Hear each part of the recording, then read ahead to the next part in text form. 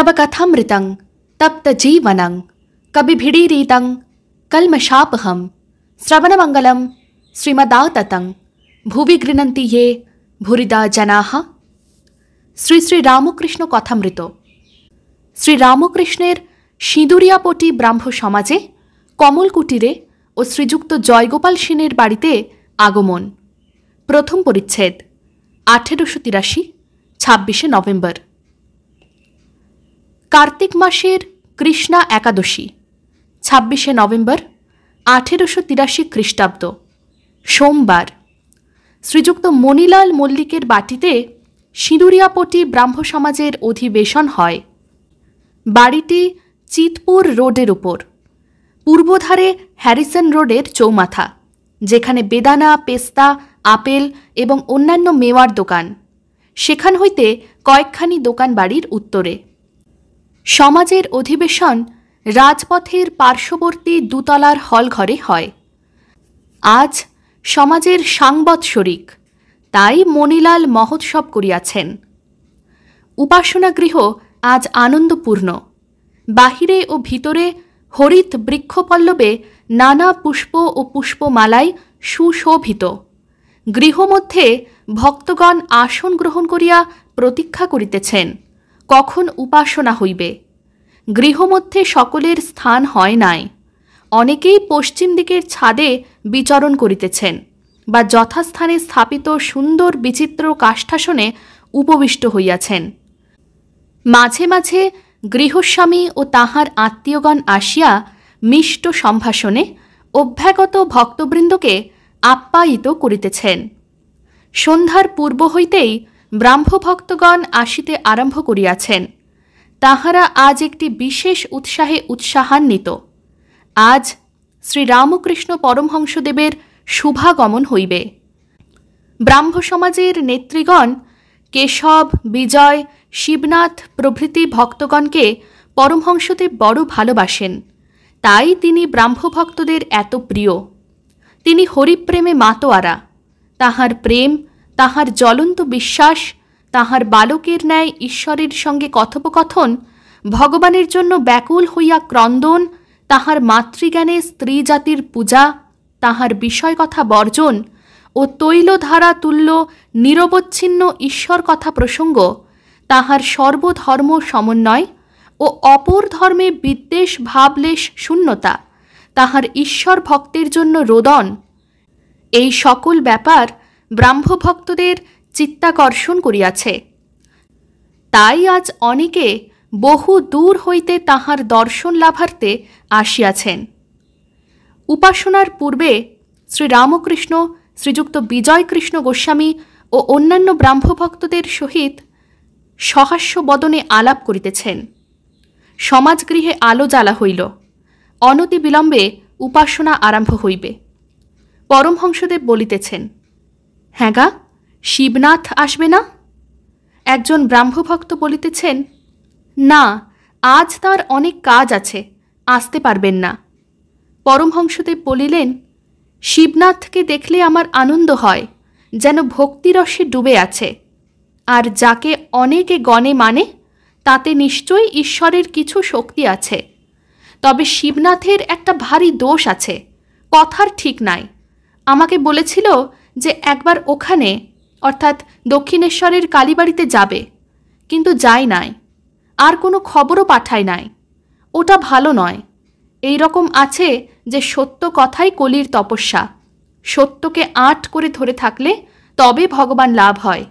সত্যে আঁট না থাকলে ক্রমে ক্রমে সব নষ্ট হয়।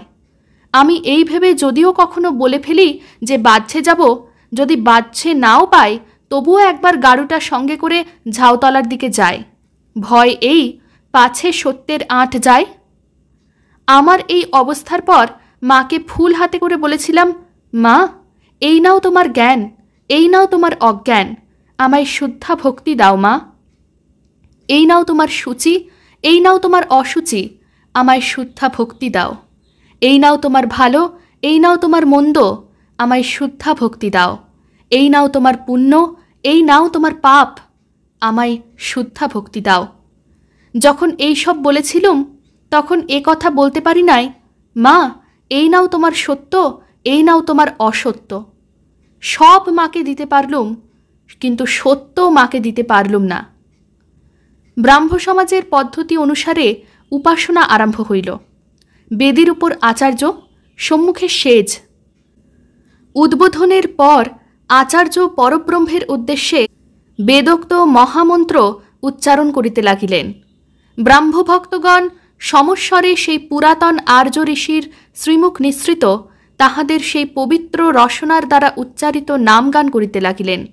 বলিতে লাগিলেন, সত্যং জ্ঞানমনন্তং ব্রহ্ম আনন্দরূপমৃতং যদ্বি ভাতি শান্তং শিবমদ্বৈতম শুদ্ধম পাপবিদ্ধম।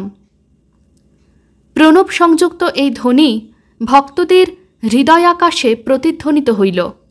অনেকের অন্তরে বাসনা নির্বাপিত প্রায় হইল। চিত্ত অনেকটা স্থির ও ধ্যানপ্রবণ হইতে লাগিল। সকলেরই চক্ষু মুদ্রিত। ক্ষণকালের জন্য বেদোক্ত সগুণ ব্রহ্মের চিন্তা করিতে লাগিলেন।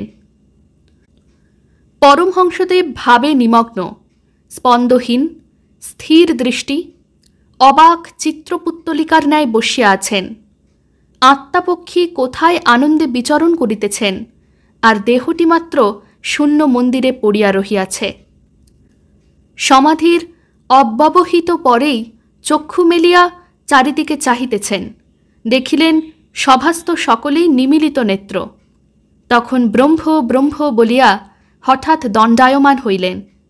উপাসনান্তে ব্রাহ্মভক্তেরা খোল কর্তাল লইয়া সংকীর্তন করিতেছেন। শ্রীরামকৃষ্ণ প্রেমানন্দে মত্ত হইয়া তাহাদের সঙ্গে যোগ দিলেন আর নৃত্য করিতে লাগিলেন। সকলে মুগ্ধ হইয়া সেই নৃত্য দেখিতেছেন।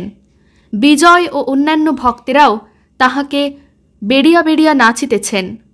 অনেকে এই অদ্ভুত দৃশ্য দেখিয়া ও কীর্তনানন্দ সম্ভোগ করিয়া এককালে সংসার ভুলিয়া গেলেন।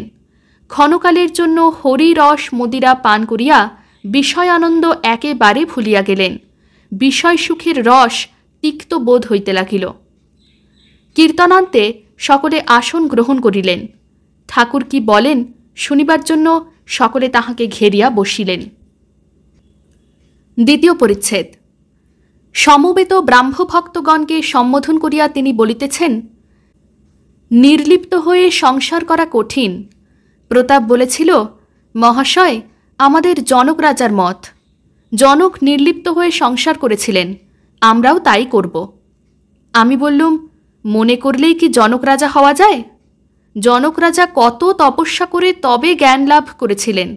হেঁট মুণ্ড ঊর্ধ্বপদ হয়ে অনেক বৎসর ঘোরতর তপস্যা করে তবে সংসারে ফিরে গিয়েছিলেন। তবে সংসারীর কি উপায় নাই? হ্যাঁ, অবশ্য আছে। দিনকতক নির্জনে সাধন করতে হয়, তবে ভক্তি লাভ হয়, জ্ঞান লাভ হয়। তারপর গিয়ে সংসার করো, দোষ নাই। যখন নির্জনে সাধন করবে, সংসার থেকে একেবারে তফাতে যাবে। তখন যেন স্ত্রী, পুত্র, কন্যা, মাতা, পিতা, ভাই, ভগিনী, আত্মীয় কুটুম্ব কেহ কাছে না থাকে। নির্জনে সাধনের সময় ভাববে, আমার কেউ নাই, ঈশ্বরই আমার সর্বস্ব। আর কেঁদে কেঁদে তার কাছে জ্ঞান ভক্তির জন্য প্রার্থনা করবে। যদি বলো, কতদিন সংসার ছেড়ে নির্জনে থাকব? তা একদিন যদি এই রকম করে থাকো, সেও ভালো। 3 দিন থাকলে আরও ভালো, বা 12 দিন, 1 মাস, 3 মাস, 1 বৎসর, যে যেমন পারে। জ্ঞান ভক্তি লাভ করে সংসার করলে আর বেশি ভয় নাই। হাতে তেল মেখে কাঁঠাল ভাঙলে হাতে আঠা লাগে না। চোর চোর যদি খেলো, বুড়ি ছুঁয়ে ফেললে আর ভয় নাই। একবার পরশমণিকে ছুঁয়ে সোনা হও। সোনা হবার পর 1000 বৎসর যদি মাটিতে পোঁতা থাকো, মাটি থেকে তোলবার সময় সেই সোনাই থাকবে। মনটি দুধের মতো। সেই মনকে যদি সংসার জলে রাখো, তাহলে দুধে জলে মিশে যাবে। খাঁটি দুধ আর পাওয়া যাবে না। তাই দুধকে নির্জনে দই পেতে মাখন তুলতে হয়।